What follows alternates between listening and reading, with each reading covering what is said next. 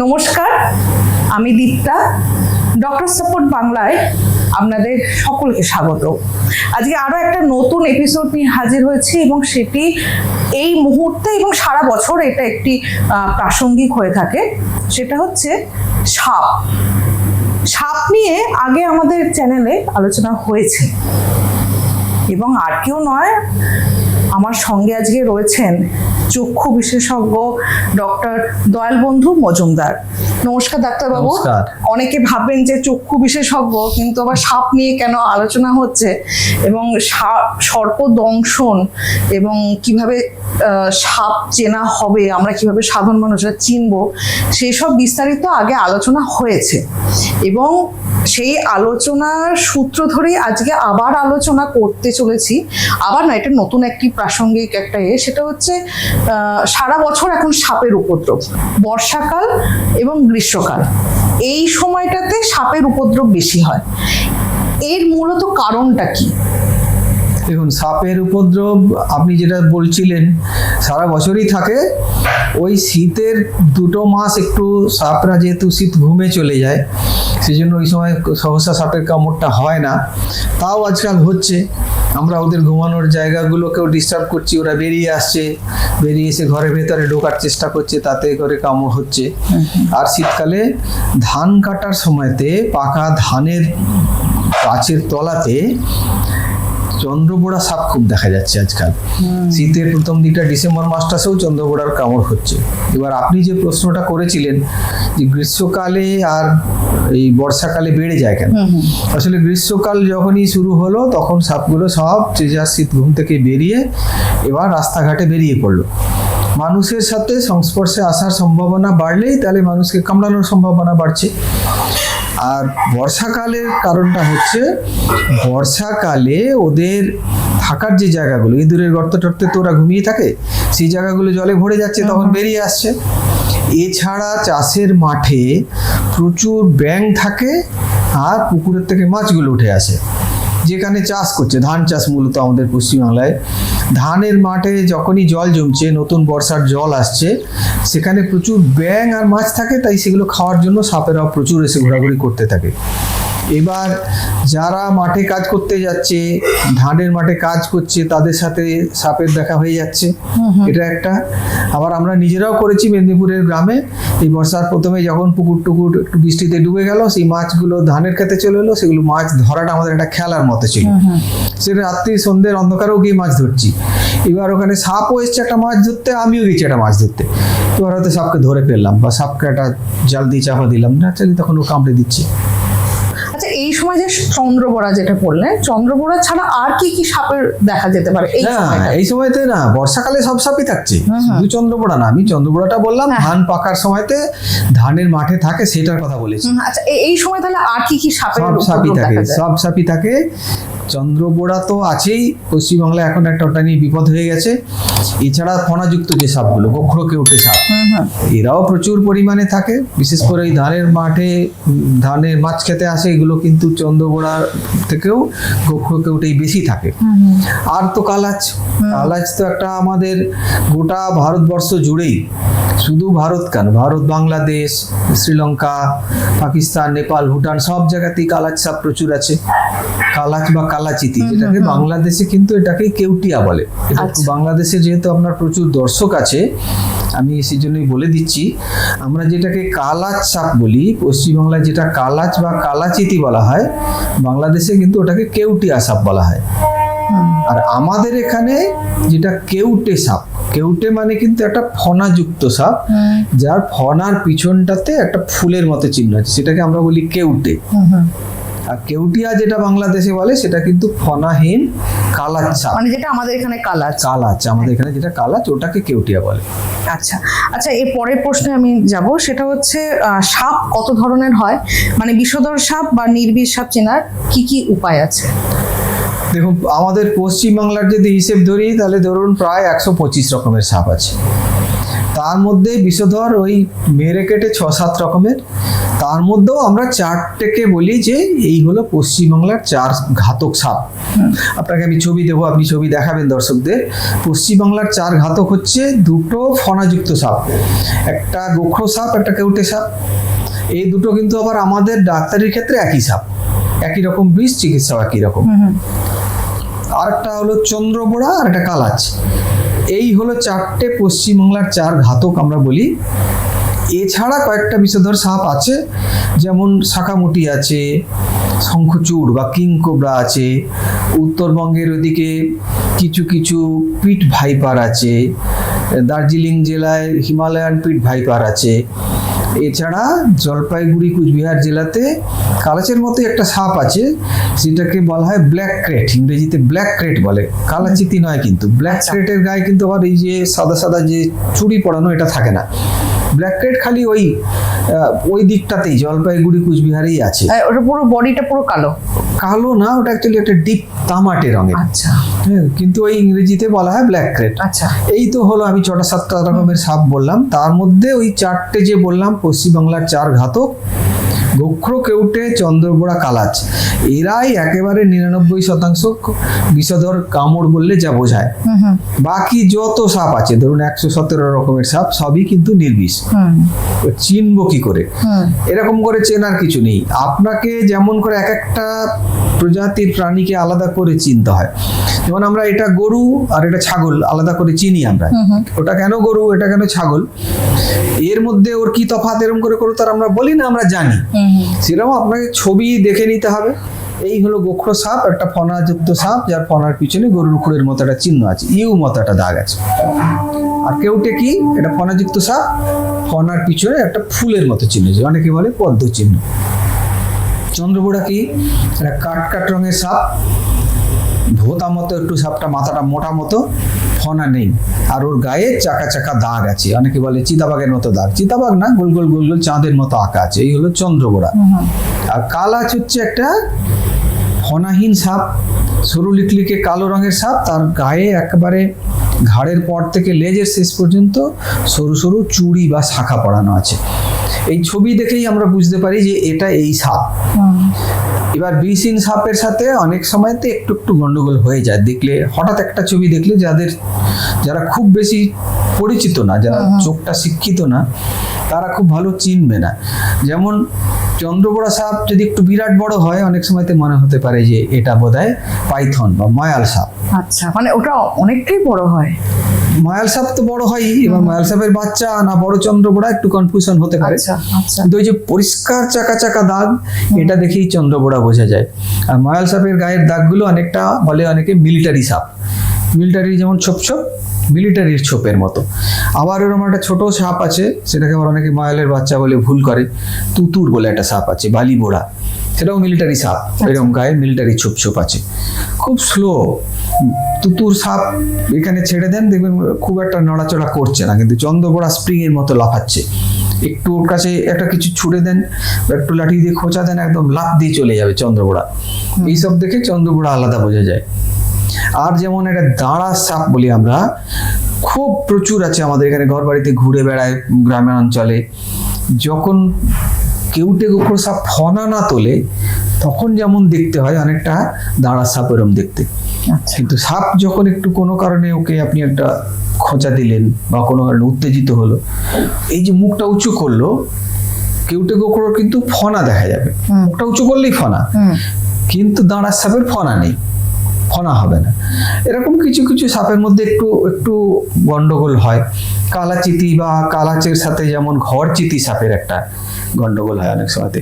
ঘরচিতি সাপের রংটা মেটে মেটে রঙের, একটু হলুদ হলুদ রঙের, ওর গায়েও চুড়ি পরানো আছে, কিন্তু বড় বড় চওড়া বাউটি বা বালার মতো। ওদের ঘাড়ের কাছে একটা ভি, সাদা রঙের ভি আছে, ওটা দেখি আমরা বুঝতে পারি এটা ঘরচিতি। আরো ভালো করে বোঝা যায় ঘরচিতির লেজের কাছে কোনো ব্যান্ড থাকে না, ঘরচিতির লেজে কোনো ব্যান্ড থাকে না। হ্যাঁ, এই দেখে বোঝা যায় যে এটা ঘরচিতি। আচ্ছা, এই যে সাপের অনেকগুলো ধরনগুলো বললেন, সাপের বিষধর সাপ আছে, নির্বিষ সাপ রয়েছে।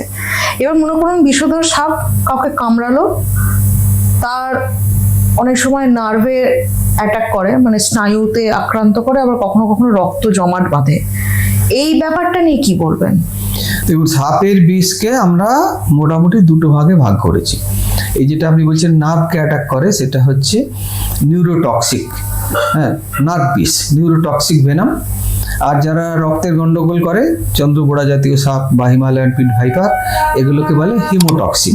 এই হলো দুটো মূল ভাগ। নিউরোটক্সিক কোন সাপগুলো? ফনা আছে যাদের, ফনাযুক্ত সাপ, বক্র সাপ, কেউটে সাপ, ফনাযুক্ত, এদের এই সাপের বিষ নার্ভ প্যারালিসিস করে। আর হচ্ছে সাংঘাতিক নার্ভ প্যারালিসিস করে, সেটা হচ্ছে ওই কালাচ জাতীয় সাপ। কালাচের ফনা নেই যেমন একটা, সাপটাকে দেখলে আলাদা চেনা যাচ্ছে। এবার কালাচের বিষের বিশেষ একটা অন্যভাবে চিনি আমরা কিভাবে, কালাচের বিষ কিন্তু যে কামড় দিচ্ছে ওখানটা টের পাওয়া যায় না, কোনো ব্যথা ফলা হয় না, একবারে নিঃশব্দে কামড়ে চলে যাবে। রাত্রে ঘুমের মধ্যে যেমন মশা কামড়ে চলে যায়, বোঝাই যাবে না। পরে দেখছি নার্ভ প্যারালিসিস হচ্ছে, চোখের পাতা পড়ে আসছে বা অন্যান্য। কিন্তু ফনাযুক্ত সাপের যে নার্ভ বিষ সাংঘাতিক পেনফুল, কামড়ের সঙ্গে সঙ্গে মনে হচ্ছে জায়গাটা একবারে জ্বলে যাচ্ছে, হ্যাঁ, এরকম জ্বলে যাচ্ছে মনে হবে। এই দুটো তফাৎ হয়। একই নার্ভ বিষ, এটাও নার্ভ প্যারালিসিস করে। ফনাযুক্ত সাপের নার্ভ বিষ কি হয়, খুব দ্রুত কাজ করে। আধ ঘন্টা 40 মিনিটের মধ্যেই লোকটা একেবারে ঝিমিয়ে পড়তে পারে, হাত পা প্যারালিসিস হয়ে যাচ্ছে, নাড়তে পারছে না, কথা বলতে পারছে না, চোখ খুলে তাকাতে পারছে না, কথা জড়িয়ে যাচ্ছে। আর কালাচের নার্ভ বিষ হয় কি, অনেক পরে, 2 ঘন্টা, 4 ঘন্টা, 6 ঘন্টা, এমনকি 24 ঘন্টা পরে দেখা গেল চোখের পাতাটা পড়লো, আস্তে আস্তে কাজ করে। আর রক্তর যে গন্ডগোল করে সেগুলো হচ্ছে চন্দ্রবোড়া, মূলত পশ্চিমবাংলায় মূলত চন্দ্রবোড়া। আর তো পিট ভাইপার আছে, হিমালয়ান পিট ভাইপার আছে, নর্থ বেঙ্গলে সালাজার পিট ভাইপার আছে। এরা করে কি, রক্ততঞ্চনের গন্ডগোল করে, রক্তটা জমাট বাঁধে না, যেন কোনো জায়গায় একটা কাটলো সেখান থেকে রক্ত বেরিয়েই যাচ্ছে। সিস্টার একটা ইঞ্জেকশন দিল, জায়গাটা ফুলে গেল। এই সাপের কামড়ালে আমরা একটা রক্ত পরীক্ষা করেও বুঝতে পারি যে রক্তটা জমাট বাঁধছে না, 20 মিনিটের মধ্যে রক্ত জমাট বাঁধছে না, এই একটা পরীক্ষা করেও বোঝা যায়। কিন্তু কেউটে গোক্র বা কালাচের বিষ রক্ত পরীক্ষা করে বোঝার কোনো উপায় নেই। অনেক সময় হয় না যে মানে গ্রামের দিকে ঝোপে ঝাড়ে বা মাঠে ঘাটে কাজ করছেন, কাজ করতে করতে কিছুটা কামড়েছে পায়ে বা হাতে, এবার খুব জ্বালা করছে, ভেবেছেন যে সাপে কামড়েছে, কিন্তু ওটা যে সাপ না পোকা সেটা বোঝার উপায় কি? দেখুন, সাপের কামড় বেশিরভাগই কিন্তু এরকমই হয় যে এই আমি দেখতে পাচ্ছি একটা সাপ আমাকে কামড় দিল, বা এই আমি ঘরের মধ্যে দেখছি সাপটা কামড়ে গিয়ে ওই কোনায় বসে রইলো, এরকম সম্ভাবনা খুব কম। শতকরা 2টো ক্ষেত্রে এরকম হয়। বেশিরভাগ ক্ষেত্রেই কিন্তু এরকম ঝোপঝাড়ে কামড়ে চলে গেল, অন্ধকার রাস্তায় হাঁটছিলাম একটা কাঁটার মতো ফুটলো, কি ওই যে বলছিলাম মাছ ধরতে গিয়ে জলের মধ্যে একটা কি যেন কাঁটার মতো ফুটলো, কি শিঙি মাছের কাঁটা মেরেছে ভাবছি আমি, এরকমই হয় বেশিরভাগই। কিন্তু এগুলোকে আমরা আননোন বাইট বলি। আমাদেরকে বুঝতে হয় ওই কামড়ের জায়গাটার কতগুলো লক্ষণ দেখি, আর পরে যেগুলো বলছিলাম যে নার্ভ প্যারালিসিস হচ্ছে, নার্ভ প্যারালিসিস হলে সেটা তো পোকার কামড়ে নার্ভ প্যারালিসিস হয় না, তখন বুঝলাম যে এটা সাপের বিষ থেকে হচ্ছে। আর এই যে রক্ততঞ্চনের গন্ডগোল যদি দেখা যায় পরে, তখন আমরা বুঝি যে চন্দ্রবোড়া জাতীয় সাপে কামড়েছে। কতগুলো নির্দিষ্ট রোগ লক্ষণ আছে, এক একটা সাপের এক এক রকম, সেটা দেখে দেখে আমরা বুঝতে পারি। এই জন্য আমরা বলি কি, যে যদি আপনি বুঝছেন যে আমাকে একটা কিছু কামড়েছে যেটা আমি চিনতে পারছি না, দেখতে পাইনি, অন্ধকারের মধ্যে কামড়েছে, কি ঝোপঝাড়ের মধ্যে কামড়েছে, ঘাস কাটতে গিয়ে কি কামড়ালো দেখতে কিছুই পেলাম না, ওটা কিছু না, ওটা পোকা ভেবে ঘরে বসে থাকার বিপদটা অনেক বেশি। তার থেকে আপনি সাথে সাথে আপনার বাড়ির কাছাকাছি কোনো স্বাস্থ্যকেন্দ্রে চলে যান। যেখানে যাবেন স্বাস্থ্যকেন্দ্রে, সেখানে ডাক্তারবাবুরা দেখবেন, ডাক্তারবাবুদের ট্রেনিং দেওয়া আছে, তারা জানেন সাপের বিষের লক্ষণ কোনটা, পোকার কামড় কোনটা, কি কাঁকড়া বিষের হুল কোনটা, আলাদা ওরা বুঝতে পারবেন, সেই মতো চিকিৎসা করবেন। কিন্তু আপনি বাড়িতে যদি বসে থাকেন, এই যে একটু আগেই বলছিলাম যে কেউটে গোকড়ো সাপের কামড় হলো, একটা লোক বাড়িতে বসে থাকলো, তাহলে কিন্তু আধ ঘন্টা পরে যখন তার নার্ভ প্যারালিসিস হতে শুরু করবে, তখন আর হাসপাতালে যাওয়ার সময়টা দেরি হয়ে যাবে, তখন হয়তো আর 1 ঘন্টা সময় পাবে না হাসপাতালে যাওয়ার।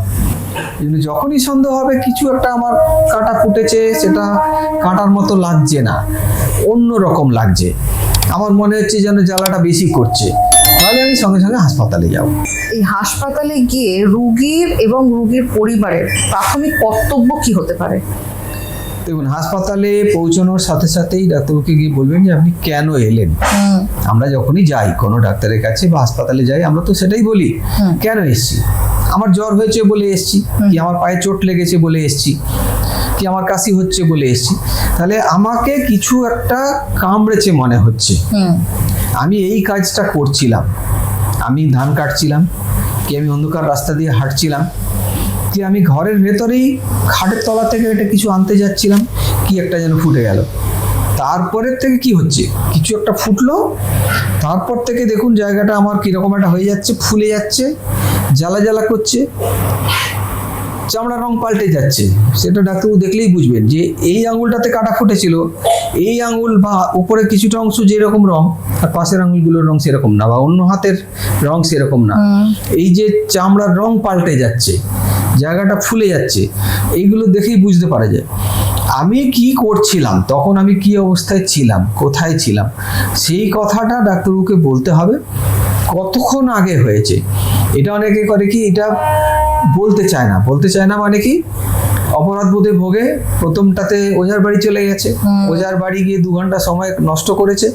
তারপর যখন একদম ঝিমিয়ে পড়ছে ওঝা, তখন বললো হাসপাতালে যাও। এইবার এসে হাজির হলো, এসে বললো এই 15 মিনিট আগে হয়েছে, আসলে হয়তো 2 ঘন্টা আগে। এরকমও হয়, তখন বিপদটা হয়ে যায়। 15 মিনিট আগে একটা কেউটে গোখরো সাপে কামড়ালে আমি বুঝতে পারছি যে এর এই রোগ লক্ষণ হওয়ার কথা, আমি এটার জন্য তৈরি হলাম। এই লোকটা এরকম ভাবে এরপরে এই খারাপ হতে পারে, শ্বাসকষ্ট হতে পারে 1 ঘন্টা পরে।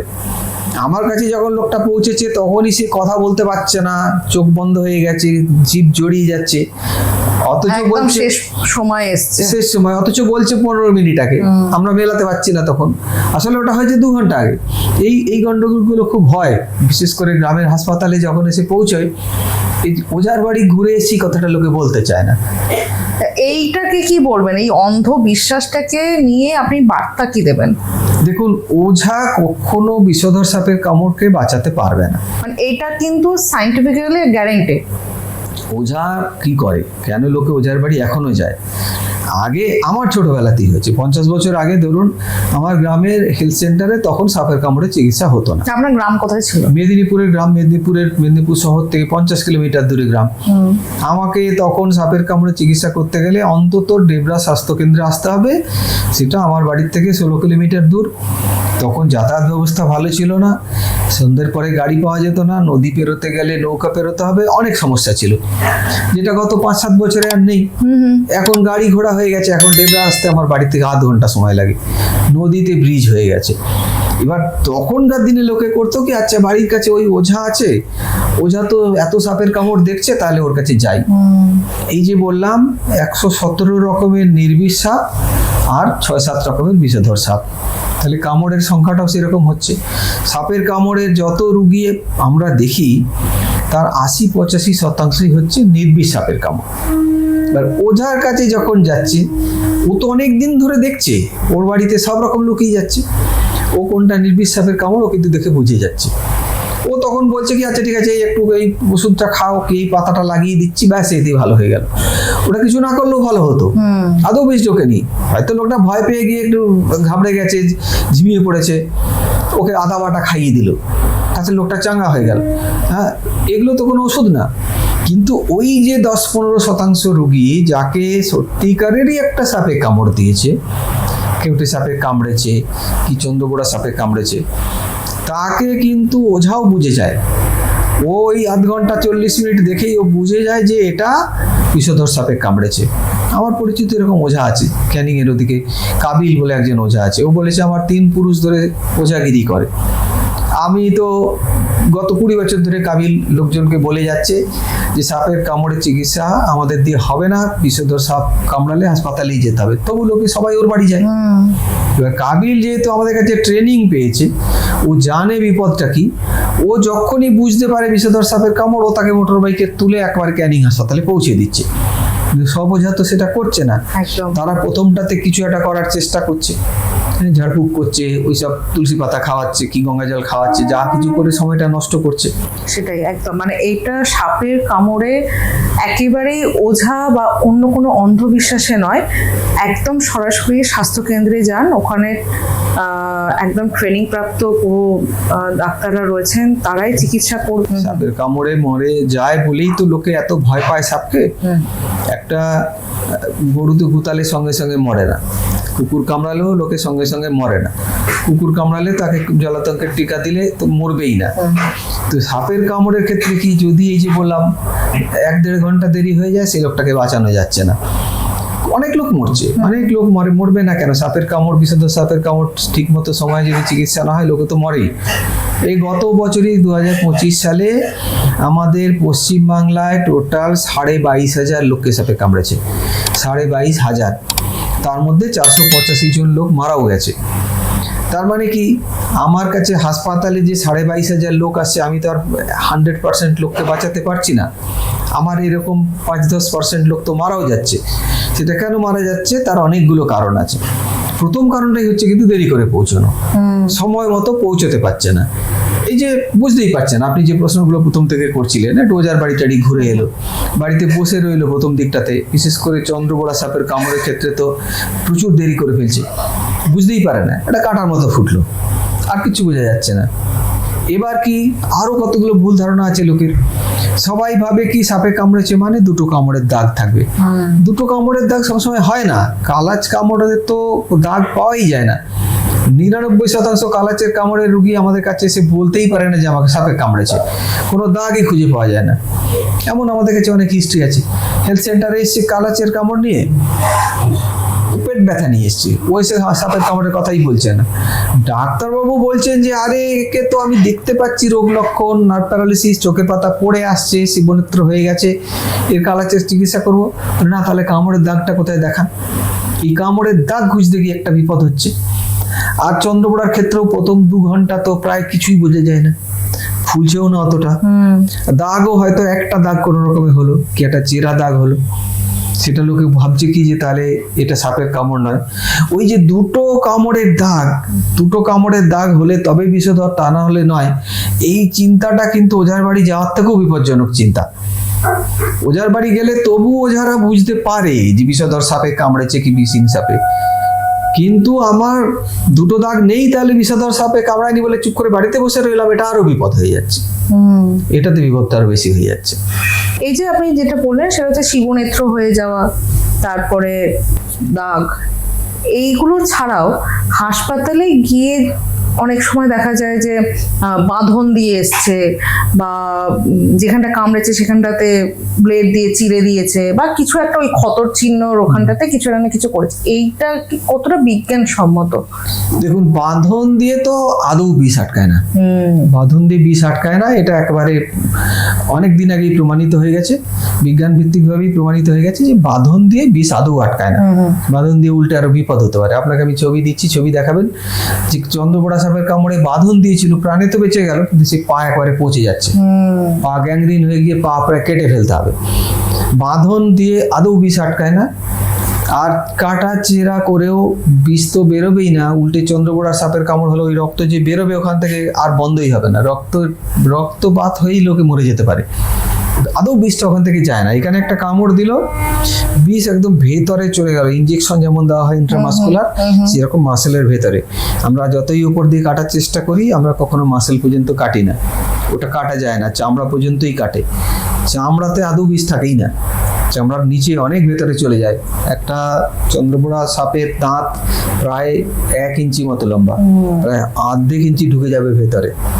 একটা গোখরকে উঠে সাপের একটা দাঁত প্রায় ধরুন 1 সেন্টিমিটার লম্বা, 1/2 সেন্টিমিটার ভেতরেও যদি ঢোকে, আপনি ব্লেড দিয়ে কি 1/2 সেন্টিমিটার ডিপ করে কাটা যায়? কাটা যায় না। আদৌ কাটা চেরা করে বিষ বের করা যায় না। এটা পুরোটাই অবৈজ্ঞানিক ব্যাপার, এতে আরো বিপদ বেড়ে যাবে। আচ্ছা, তবে আমরা যেটা ডাক্তারবাবুদের বলে দিই, যে লোকে আমরা যতই বারণ করি, বাঁধন তো দিয়ে আসবেই, কিন্তু বাঁধনটা ইমার্জেন্সিতে পৌঁছানোর সাথে সাথেই খুলবেন না। ওটাকে আমরা সবসময় বলি যে ভর্তি করে স্যালাইন চালিয়ে পেশেন্ট শুয়ে থাকবে, তারপরে বাঁধনটা খুলবেন। কেননা যদি ওটা সত্যি বিষধর সাপের কামড় হয়, আমি এখানটা একটা কোষে বেঁধেছি, এদিকে রক্তটা আটকে আছে, এখানে যতটা বিষ ছিল পুরোটা রক্তের মধ্যে একবারে জমে আছে, এই খোলার সঙ্গে সঙ্গে হুস করে অনেকখানি বিষ ঢুকে যাবে, পেশেন্ট কোলাপস করতে পারে। সেই জন্য পেশেন্টকে একদম বিছানায় শুইয়ে উল্টো হাতে, যদি এই হাতে কামড়ায় এই হাতে স্যালাইন চালিয়ে দেওয়া হয়, স্যালাইন চলছে, আমার অন্যান্য ওষুধপত্র নিয়ে আমি তৈরি আছি, তারপর একটা একটা করে বাঁধন আস্তে আস্তে করে খোলা হয়, যাতে যদি ক্রাইসিস হয় সঙ্গে সঙ্গে আমি ম্যানেজ করতে পারি। এই যে চিকিৎসার কথাটা বলেন, এটা তো খুব ইম্পর্টেন্ট একটা আপনি তথ্য আমাদের সাথে শেয়ার করলেন। এই যে হাসপাতালে রোগী গেল, হাসপাতালের চিকিৎসাটা কিভাবে হবে? আমাদের হাসপাতালে পৌঁছলে কি চিকিৎসা হবে তার জন্য নির্দিষ্ট প্রোটোকল তৈরি করা আছে, একদম ছাপানো প্রোটোকল আছে, আমাদের সরকারি বই আছে, তাতে প্রোটোকল তৈরি করা আছে। গোটা পশ্চিমবাংলার জন্য নির্দিষ্ট প্রোটোকল আছে, আমাদের গোটা ভারতবর্ষের ন্যাশনাল প্রোটোকল আছে, আমরা 2016 সালে তৈরি করেছি। WHO বিশ্ব স্বাস্থ্য সংস্থার প্রোটোকল আছে। ডাক্তাররা যখন চিকিৎসা করেন সবাই ওই প্রোটোকল মেনেই চিকিৎসা করে। আমাদের চিকিৎসার প্রোটোকলটা কি, এটা যদি ডিটেলস জানতে চান এই বইটাও পেয়ে যেতে পারেন, আমার ওয়েবসাইটে যাবেন, হ্যাঁ, দয়ালবন্ধু.vip, ওখানে ট্রিটমেন্টের টোটাল প্রোটোকল দেওয়া আছে, পোস্টার হিসেবে তৈরি করা আছে, বই হিসেবে দেওয়া আছে, বই পেয়ে যাবেন ওখান থেকে। এমনকি আমাদের ডাক্তারবাবুদের যে ট্রেনিং দিই ক্লাসে, আমাদের একদম ডাক্তারবাবুদের ট্রেনিং ক্লাসে যে দেওয়া হয় সেগুলোর পুরো ক্লাস রেকর্ড করে রাখা আছে। আমাদের প্রোটোকল হচ্ছে, আপনার কাছে এসে যখনই কেউ বলবে আমার মনে হচ্ছে সাপে কামড়েছে, কি আমি ভাবছি সাপে কামড়েছে, দেখতে পেয়েছি বললে তো কোনো কথাই নেই, সাপের কামড়ের প্রসঙ্গ এলেই পেশেন্টটাকে ভর্তি করতে হবে, অবশ্যই ভর্তি করতে হবে। ভর্তি ছাড়া কোনো চিকিৎসা কিছু হবে না। প্রথম কথাটাই হলো আমরা ভর্তি করব। ভর্তি করার পরের কথাটাই কি, যদি রুগী ক্রাইসিসে থাকে, যদি গোখরোকে উঠে সাপে কামড়েছে, রুগীর দম আটকে আসছে, তাহলে তার শ্বাস চালানোর ব্যবস্থাটা সঙ্গে সঙ্গেই করবো আমরা। তার জন্য আমরা আর্টিফিশিয়াল যে সমস্ত ব্যবস্থা নিই, আম্বু ব্যাগ দিয়ে মুখে মাস্ক লাগিয়ে সঙ্গে সঙ্গে শ্বাস প্রশ্বাস চালু করতে হতে পারে, এমনকি টিউব লাগিয়ে দিয়ে সেখানে আম্বু ব্যাগ লাগিয়ে তার শ্বাস প্রশ্বাস চালু করা। সেরকম হলে দরকার হলে পেশেন্টকে একদম ITU-তে ভর্তি করে ভেন্টিলেশনে দেওয়া। তার জন্য বড় হাসপাতাল লাগে, সেটা তার হেলথ সেন্টারে হয় না। এই ক্রাইসিসগুলো যদি থাকে সেটাকে প্রথমেই ম্যানেজ করব। তারপর কি, আমরা প্রথমেই একটা নর্মাল স্যালাইন চালিয়ে দেবো, যে রোগী আসুক, তার বিষ ঢুকুক না ঢুকুক, বিষধর নির্বিষ, আমি একটা স্যালাইন চালিয়ে দেবো। স্যালাইনটা কেন চালানো হবে, এই যে আমি একটা রাস্তা তৈরি করলাম, আমরা এটাকে ডাক্তারি ভাষায় বলি IV রুট তৈরি করা, একটা চ্যানেল তৈরি করা, আস্তে আস্তে ওই স্যালাইনটা চলতে থাকবে। যখনই আমি বুঝতে পারবো যে হ্যাঁ আমি নির্দিষ্ট সাপের কামড়ের রোগ লক্ষণ পাচ্ছি, এই শিবনেত্র যেমন বললাম চোখের পাতা পড়ে আসছে, কে যে জায়গাটা ফুলে যাচ্ছে, এই জায়গাটার রং পাল্টে যাচ্ছে, ডিসকালারেশন অফ স্কিন হচ্ছে, কিংবা চন্দ্রপোড়া সাপের কামড়ের ক্ষেত্রে অ্যাবনর্মাল ব্লিডিং হচ্ছে, সেটা যেখানে দাঁত ফুটেছে সেখান থেকে রক্ত বেরোতে পারে, এই যে সিস্টার ইঞ্জেকশন দিয়েছেন সেখান থেকে ফুলে রক্ত বেরোতে পারে, দাঁতের গোড়া থেকে রক্ত বেরোতে পারে, রোগী একটু কাশি দিল থুতুর সাথে রক্ত বেরোতে পারে, আরও দেরি হলে তখন প্রস্রাবের সাথে রক্ত বেরোতে পারে। আমরা এর কোনো একটা লক্ষণ পেয়ে গেলেই সঙ্গে সঙ্গে আমরা করি কি, আমি ছবি দিচ্ছি আপনাকে, দেখুন এই ছবিতে দেখা যাচ্ছে সিস্টারকে বলা হয় যে 10টা অ্যান্টিভেনাম ওই বোতলে দিয়ে দেন, ওই যে স্যালাইন চলছে ওর মধ্যে 10টা অ্যান্টিভেনাম দিয়ে দেওয়া হয়, তারপরে ওই স্যালাইনটাকে দ্রুত চালিয়ে দেওয়া হয়, আমাদের ডাক্তারি ভাষায় বলা হয় ইনজেক্ট, এটাকে দ্রুত দিয়ে দেওয়া হয়। আমরা একটা কথা চালু করেছি অনেক দিন থেকে, এটা প্রায় 10-15 বছর হয়ে গেল, যে রুল অফ 100, যদি কামড়ের 100 মিনিটের মধ্যে 100 মিলিলিটার অ্যান্টিভেনাম রুগীকে দিয়ে দেওয়া যায়, তাহলে 100% নিশ্চিত যে রুগীটা বাঁচবে। এটাকে আমরা বলি রুল অফ 100। তাহলে 100 মিলিলিটার অ্যান্টিভেনামটা কি করে যাবে, সোজা অ্যান্টিভেনাম এরকম সিরাতে দেওয়া হয় না, ওই বোতলে দেওয়া হয়, ওই বোতলটা ইনজেক্ট চালিয়ে দেওয়া হয়, ফুল স্পিডে চালিয়ে দেওয়া হয়। এই যে স্যালাইন মিশ্রিত যে অ্যান্টিভেনামটা, এটা চলে যাবে আধ ঘন্টার মধ্যে। তাহলে রুগী যদি ঘন্টাখানেকের মধ্যে হাসপাতালে পৌঁছতে পারে, তাহলে আমরা নিশ্চিত যে রুল অফ 100 মানা হলো, তাহলে আমি 100% শিওর যে রুগীটা বাঁচবে। এবার যদি 2 ঘন্টা পরে আসে, 3 ঘন্টা পরে আসে, তাহলে কি বাঁচবে না? বাঁচবে অবশ্যই, কিন্তু তখন রুগীর নানা রকম সমস্যার সৃষ্টি হবে। সহজেই এই অ্যান্টিভেনাম দিয়ে দিলাম ব্যাস বেঁচে গেল, এটা হবে না। এই যে বলছিলাম কেউটে সাপ বা গোখরো সাপের কামড় বা কালার সাপের কামড় দেরি করে এলো, রুগীর শ্বাসকষ্ট শুরু হয়েছে, তাকে ভেন্টিলেশনে দিতে হলো, 5 দিন 7 দিন ভেন্টিলেশনও লেগে যেতে পারে। চন্দ্রবোড়া সাপের কামড় দেরি করে এলো, প্রস্রাবে রক্ত বেরোচ্ছে, আমরা রক্ত পরীক্ষা করে দেখলাম তার কিডনি ফেল করছে, ক্রিয়াটিনিন বেড়ে যাচ্ছে, তখন তার ডায়ালিসিস লাগবে। এবারে ডায়ালিসিস 5 দিন 7 দিন 10 দিনও লেগে যেতে পারে। তাহলে যদি রুল অফ 100 না মানা হয়, যদি 100 মিলিলিটার অ্যান্টিভেনাম 100 মিনিটের মধ্যে দিয়ে দেওয়া না হয়, তাহলে এই সমস্ত বিপদগুলো বাড়তে থাকবে। একদম। আচ্ছা, তারপরে আমার যখন প্রথম 10টা অ্যান্টিভেনাম দিয়ে দিলাম, এরপরে প্রত্যেকটা রোগী আলাদা আলাদা করে আমরা তার হিসেব করি। যদি চন্দ্রবোড়া সাপের কামড় হয়, তাহলে 6 ঘন্টা পরেও যদি দেখা যায় যে তার রক্ত জমাট বাঁধার গন্ডগোল আছে, এই রক্ত পরীক্ষাটা যে করি আমরা 20 WBCT, 20 minute whole blood clotting test, একটা টেস্ট টিউবের মধ্যে একটু রক্ত রেখে দেওয়া হয় 20 মিনিট, 20 মিনিট পরে কাত করে দেখলাম রক্তটা তরল থেকে গেছে, তার মানে চন্দ্রবোড়ার বিষ আরও আছে, তাকে আবারও 10টা দিতে হবে। এরকম করে চন্দ্রবোড়ার ক্ষেত্রে অনেক সময়তে 30টাও দেওয়া হয়। আচ্ছা। আর নার্ভ বিষের ক্ষেত্রে এই যে গোখরো কেউটে বা কালাচের কামড়ের ক্ষেত্রে প্রথমে 10টা দিলাম, এর সাথে কিন্তু আর একটা দুটো ইঞ্জেকশন আছে একেবারে জীবনদায়ী, সেগুলো না দিলে কিন্তু 10টার জায়গায় 20টা অ্যান্টিভেনাম দিলেও রুগী মরে যেতে পারে।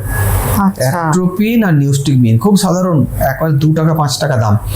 অ্যাট্রোপিন নিউস্টিকমিন ইঞ্জেকশন যদি আগে দেওয়া না হয়, তাহলে ফনাযুক্ত সাপের কামড়ে রুগী কিন্তু ওই 100 ml অ্যান্টিভেনাম যাওয়ার আগে রুগী মরে যেতে পারে। আগেই আমরা করি কি, অ্যাট্রোপিন একটা, 3টে নিউস্টিকমিন বড়দের ক্ষেত্রে এরকম দিয়ে দেওয়া হয় ইন্ট্রাভেনাস। বাচ্চাদের ক্ষেত্রে নিউস্টিকমিনের ডোজটাকে কমানো হয়, হিসেব করা হয়, এটা আগেই দিয়ে দেওয়া হয়। আর ওদিক থেকে সিস্টার স্যালাইনের মধ্যে অ্যান্টিভেনাম চালাচ্ছে। এবার 1 ঘন্টা পরে যদি দেখি 1 ঘন্টা ধরে আমার অ্যান্টিভেনাম চলে গেল, একটা ডোজ অ্যাট্রোপিন নিউস্টিকমিন দিয়ে দিয়েছি, তারপরে যদি দেখি যে রুগীর আরও মনে হচ্ছে অসুবিধে থেকে গেছে, চোখটা খুলছিল তো আবার ঝিমিয়ে পড়ছে, তাহলে আবারও 10টা দেবো, আবারও 10টা ওই একদম আধ ঘন্টার মধ্যে চালিয়ে দেবো, আবারও অ্যাট্রোপিন নিউস্টিকমিন দেবো। এই যে কোন পেশেন্টের 10টাতে কাজ হচ্ছে আর কোনটাতে 20টা লাগবে, কি অ্যাট্রোপিন নিউস্টিকমিন একবারের জায়গায় 2বার দেবো না 3বার দেবো, সেটা প্রত্যেকটা রুগী থেকে রুগী নির্ভর করছে। আমরা রুগীকে দেখে বুঝতে পারি যে রুগীটা উন্নতি হচ্ছে না আরো খারাপ হয়ে যাচ্ছে। আচ্ছা আচ্ছা, এবার আমার মনে হয় দর্শক বন্ধুদের আর কোনো অসুবিধা হবে না যে সাপের কামড়ের পর কিভাবে চিকিৎসা হওয়া দরকার এবং কিভাবে চিকিৎসা করা হয়। এরপরে আর কোনো প্রশ্ন থাকতে পারে না, একদম সহজ এবং সরল। যা কিছুই হোক না কেন, সাপের কামড়, পোকার কামড়, যেটাই মনে হচ্ছে আপনার যে যন্ত্রণাদায়ক হচ্ছে বা কোনো কিছু অসুবিধা হচ্ছে, আপনি প্রথমেই আগে স্বাস্থ্যকেন্দ্রে বা হাসপাতালে যান, তারপর ডাক্তাররা বুঝে আপনার চিকিৎসা শুরু হবে। সাপের কামড়া হলে যেভাবে ডাক্তারবাবু বললেন যে এইভাবে চিকিৎসা করা হয়, সেইভাবে হবে। এবং যদি খুব সাধারণ যদি কিছু হয়, তাহলে তার অন্যরকম চিকিৎসা হবে। সাপে কামড়ালে আমরা জায়গাটা একটু অ্যান্টিসেপটিক ড্রেসিং দিয়ে দিই, টিটানাসের ভ্যাকসিন না থাকলে দিয়ে দিই। এটা আপনাদেরকে আরও একবার বলে দিই আমি, একমাত্র চন্দ্রবোড়া সাপের কামড় সন্দেহ করলে আমরা ওই রক্ত পরীক্ষাটা করি। চন্দ্রবোড়া সাপের বিষ আছে কিনা দেখার জন্য 20 WBCT রক্ত পরীক্ষা।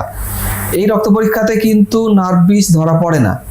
আমার যদি গোখরো কেউটে সাপে কামড়েছে মনে করি বা কালার সাপে কামড়েছে, তাহলে এই রক্ত পরীক্ষার কোনো দরকার নেই। এই রক্ত পরীক্ষা কিন্তু একেবারে স্বাস্থ্যকেন্দ্রেই হবে। এবার আপনি জিজ্ঞেস করবেন কোন স্বাস্থ্যকেন্দ্রে যাব। বিশেষ করে বাংলাদেশের ক্ষেত্রে কিন্তু সমস্যা এখনও আছে, আমাদের পশ্চিমবাংলায় অন্তত এই সমস্যাটা নেই। বাড়ির কাছাকাছি যেগুলো ব্লক প্রাথমিক স্বাস্থ্যকেন্দ্র বলি আমরা, BPHC বা রুরাল হসপিটাল যেগুলো বলে, সেখানে গেলে অবশ্যই সাপের অ্যান্টিভেনাম আছে বা অ্যাট্রোপিন নিউস্টিকমিন ইঞ্জেকশন আছে, চিকিৎসা অবশ্যই হবে। এবার অনেকে আমাকে বলেছে আমরা সোজা চলে এসেছি তারকেশ্বরের কাছে একটা গ্রামে কামড়েছে, সেখান থেকে 5.5 ঘন্টা পরে কলকাতায় ন্যাশনাল মেডিকেল কলেজে পৌঁছেছে চন্দ্রবোড়ার কামড়। আরে সোজা কেন এলেন? না, আমাদের গ্রামের ওখানে স্বাস্থ্যকেন্দ্রে গেলে তো ওরা তো সেই পাঠিয়েই দেবে, ওই জন্য আমরা সোজাই এলাম। এই দেখুন, একটু ছোট্ট ভুলের জন্য কি সাংঘাতিক বিপদ হতে পারে। আপনাকে আমি কি বলেছি, 100 মিনিটের মধ্যে 100 মিলিলিটার অ্যান্টিভেনাম নিতে হবে। আপনি একটা তারকেশ্বর বা মেদিনীপুরের গ্রাম থেকে কলকাতার একটা মেডিকেল কলেজে কোনোভাবেই 100 মিনিটের মধ্যে পৌঁছতে পারবেন না, আপনার 2 ঘন্টা লেগে যাবে। তাহলে আপনার ওখানে সময়টা নষ্ট হচ্ছে। আপনার গ্রামের স্বাস্থ্যকেন্দ্রে আপনি অবশ্যই যাবেন, সেখানে প্রথম যেটা দেওয়ার 10টা বা 20টা অ্যান্টিভেনাম দিয়ে দেবে। এবার ডাক্তাররা যদি মনে করেন যে ডায়ালিসিস লাগবে, তাহলে তো আপনার তারকেশ্বর স্বাস্থ্যকেন্দ্রে তাকে আটকে রাখবে না, তাকে মেদিনীপুরের কোনো স্বাস্থ্যকেন্দ্রে আটকে রাখবে না। ডাক্তাররা নিজেরাই বলবেন যান কলকাতায় গিয়ে ডায়ালিসিস নেন। সেটা তো পরের দিন রক্ত পরীক্ষা করে ডায়ালিসিস লাগবে, আপনি আগেই দৌড়ে শহরে আসার চেষ্টা করবেন না। আর নার্ভিসের ক্ষেত্রেও আপনার গ্রামের স্বাস্থ্যকেন্দ্রে যদি তাকে অ্যাট্রোপিন, নিওস্টিগমিন আর অ্যান্টিভেনাম দিয়ে দেওয়া হয়, তাহলে আপনি মাঝখানে কিন্তু আবার 4-5 ঘন্টা সময় পেয়ে যাচ্ছেন। যদিও ঠিকঠাক কাজ না করে কিংবা যে রুগী যদি একটু খারাপও থাকে যে তার ভেন্টিলেশন লাগতে পারে, ওই যে অ্যাট্রোপিন, নিওস্টিগমিন ইঞ্জেকশন দিয়ে দেওয়া হলো, তাতে আপনি 1-1.5 ঘন্টা আরও অতিরিক্ত সময় পেয়ে গেলেন। একদম একদম। আচ্ছা, অনেক সময় হয় না যে অনেকেই বলেন যে, যেটা জানি না একটা অন্ধবিশ্বাস কিনা বা কোনো বিজ্ঞানসম্মত কারণ আছে কিনা, যে ডাক্তারখানা বা হাসপাতালে যাওয়ার সময় যে সাপ কামড়েছে সেই সাপকে ধরে নিয়ে যেতে হবে, এটা কি বল? দেখুন, সাপ ধরে বা মেরে নিয়ে যাওয়ার সম্ভাবনাটাই তো খুবই কম। আপনি সাপটাকে তো দেখতেই পাচ্ছেন না, সাপটাকে খুঁজে পাবেন তারপর তো যাবে। সাপ দেখতে পাবেন, সাপকে তারপরে ধরবেন বা মারবেন সে তো পরের কথা। এই যে বললাম 98% ক্ষেত্রে তো সাপ আপনি দেখতেই পাবেন না, তাহলে আমরা চিকিৎসা করি কি করে? 98% তো সাপ না দেখেই চিকিৎসা করি। সাপ নিয়ে গেলেও আমাদের সাপের দিকে আমরা তাকাই না। এবার সাপটাকে ধরতে গেলে সে আবার যে ধরতে গেল সময়টাও তো নষ্ট, সময় নষ্ট হবে, যে ধরতে গেল তাকে কামড়ানোর সম্ভাবনা থাকে। তার থেকেও বড় কথা কি, ভারতবর্ষের বন্যপ্রাণ সংরক্ষণ আইনে সাপ মারা বা ধরা সাংঘাতিক দণ্ডনীয় অপরাধ। আপনি আমাকে সাপটা কামড়েছে বলে আমি তাকে মেরেছি এটা বললে কিন্তু পার পাবেন না। সাপ মেরে ধরে আনার কোনো দরকারই নেই। অনেক সময়তে আমরা এরকম হয়েছে দেখেছি যে কামড়েছে একটা সাপ, অন্য একটা সাপকে মেরে নিয়ে এসছে। যে সাপ কামড়েছে সে তো পালিয়ে গেছে অনেক দূরে, এবার ওইখানে আরো একটা অন্য সাপ ছিল, একটা বিষহীন সাপ ছিল, তাকে মেরে নিয়ে এসছে। এই সাপটা কামড়েছে, তাহলে ডাক্তার প্রথমে দেখে তো মিসলিড হলেন, উনি ভাবলেন বিষহীন সাপটা কামড়েছে। আমরা একদম শেষের দিকে চলে এসেছি অনুষ্ঠানের শেষ পর্বে। শেষ প্রশ্ন, সেটা হচ্ছে সাপের কামড় প্রতিরোধে সাধারণ মানুষের প্রথম কি কি করণীয়, সেই বার্তা দিন। দেখুন, সাপে আপনাকে কামড়াচ্ছে কেন, সাপ মানুষকে কামড়াচ্ছে কেন? সাপের চলাফেরার জায়গাটাতে আমি যদি পৌঁছে যাই, একটা রাস্তা, অন্ধকার রাস্তা হতে পারে, সেটা ঝোপঝাড় হতে পারে, একটা ধান কাটতে যাচ্ছি, ধানের ক্ষেত বলুন বা চাষের মাঠ বলুন, সাপের ওটা স্বাভাবিক ঘোরাফেরার জায়গা। আমরা ওখানে পৌঁছচ্ছি, এবার কোনোভাবে যদি সাপের গায়ে আমার পা পড়ছে বা ধান কাটতে গিয়ে সাপের লেজ ধরে ফেলছি, তাহলে আমাকে কামড় দিচ্ছে। তাহলে যেখানটাতে আমি যাচ্ছি আমার একটা ধারণা থাকবে, গ্রামের লোকেদের এইটা সবার ধারণা থাকে যে ওই জায়গাগুলোতে সাপ থাকতেই পারে, তাহলে আমি সেখানে সাবধানে যাব। অন্ধকারে যাব না, অন্ধকার রাস্তায় হাঁটবো না, আমার হাতে যেন একটা টর্চ থাকে অবশ্যই। আমি এই কিছুদিন আগেই বলছিলাম একজনকে যে গ্রামের দিকে কি সমস্যা হচ্ছে। গ্রামের দিকে আমরা যেখানটাতে থাকি, আমাদের থাকার ঘর, বাসস্থান আর টয়লেটটা 20-30 ফুট দূরে, উঠানের অন্য পাড়ে। এবার আমার বারান্দায় আলো আছে, টয়লেটের ওখানেও হয়তো একটা ছোট্ট আলো জ্বলছে, মাঝখানে রাস্তাটায় আলো নেই। এবার আমি যখন রাত্রেবেলা টয়লেটে যাচ্ছি, আমরা আর আলো নিয়ে বেরোচ্ছি না, তাহলে ওইখানটাতে সাপটার উপরে পা পড়ার একটা সম্ভাবনা থাকে। ঘরের ভেতরে যদি আমার ইঁদুর আর ব্যাঙের চলাচল খুব বেশি থাকে, ঘরের ভেতরে যদি ইঁদুর ব্যাঙ অনেক থাকে, সেগুলোকে খাওয়ার জন্য সাপ ঘরের ভেতর ঢোকে। সাপ তো মানুষকে কামড়ানোর জন্য ঘরে ঢোকে না, মানুষকে সাপও ভয় পায়, যে জানে ও আমাকে দেখতে পেলে লাঠি দিয়ে মারবে। কিন্তু ওরা করে কি, সাপ একটা ব্যাঙ বা ইঁদুরের গন্ধ পাচ্ছে, ওর পিছন পিছন পিছন পিছন চলে আসে। তাহলে ইঁদুর বা ব্যাঙ থাকে কেন? আমাদের গ্রামের দিকে আমরা দেখেছি কি, যে ঘরটাতে থাকছি, যেখানে ঘুমাচ্ছি, খাটের উপরে ঘুমাচ্ছি, খাটের তলায় চাল ডাল থাকে আমাদের, ওইগুলো বের করার সময়তে ছড়িয়ে ছিটিয়ে যাচ্ছে, ওটা খাওয়ার জন্য ইঁদুর আসছে। ওইখানে যদি আমি রাত্রির বেলা খাওয়া দাওয়ার পরে থালা বাসন পরিষ্কার না করে বারান্দায় রেখে দিলাম, তাহলে ওখানে ওইগুলো খাওয়ার জন্য পোকামাকড় আসছে, ওর পিছন পিছন ব্যাঙ আসছে, ব্যাঙের পিছন পিছন সাপ আসছে। তাহলে আমাকে ঘরদোর পরিষ্কার রাখতে হবে। ঘরের ভেতরে যদি খাটের তলায় আমার কিছু একটা জিনিস থাকে, আমি সেটা বের করতে চাই, তাহলে আমি আগে ভালো করে আলো দিয়ে দেখে নেবো যে ওখানে একটা সাপ বসে আছে কিনা। ও এসছে দূরের খোঁজে, আমি হাত বাড়ালাম, ও আমার হাতে একটা কামড় দিল। আর যদি নেহাতি আলো না থাকে, আমাকে সেই জায়গাটা যেতে হবে, একটা লাঠি টাঠি দিয়ে নেড়ে চেড়ে দেবো, টকটক করে ঠুকলে সাপ থাকলে ওখান থেকে সরে যাবে। ঘাস কাটার সময়তে ওই ঘাস যে জায়গাটা আমি কাটবো আর সামনেটা একটু কোনো গাছের ডাল বা লাঠি দিয়ে নেড়ে দিলাম, তাহলে ওখানে সাপ থাকলে সরে যাবে।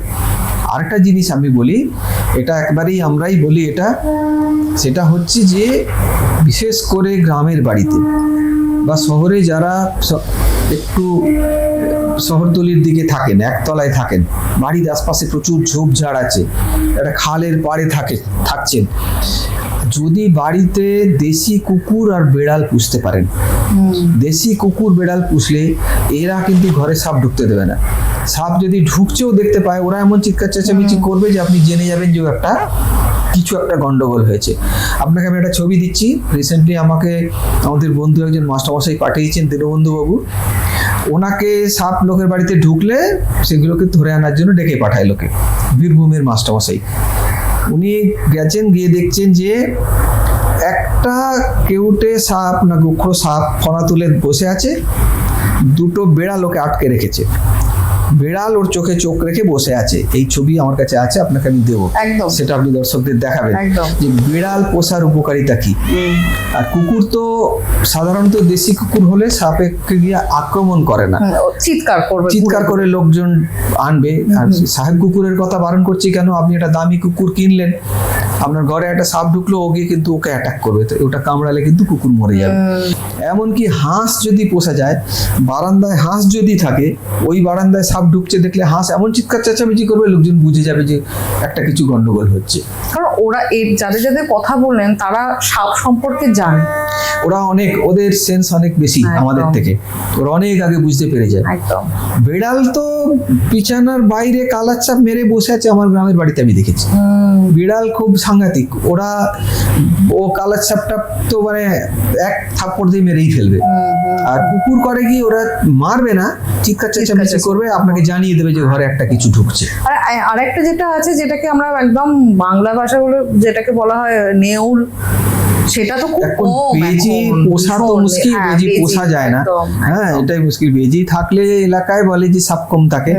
অনেকে আমাকে জিজ্ঞেস করেছে যদি বেজি পুষি, বেজিকে পুষেছে আপনি আমাকে দেখান, আমরা কোথাও দেখিনি।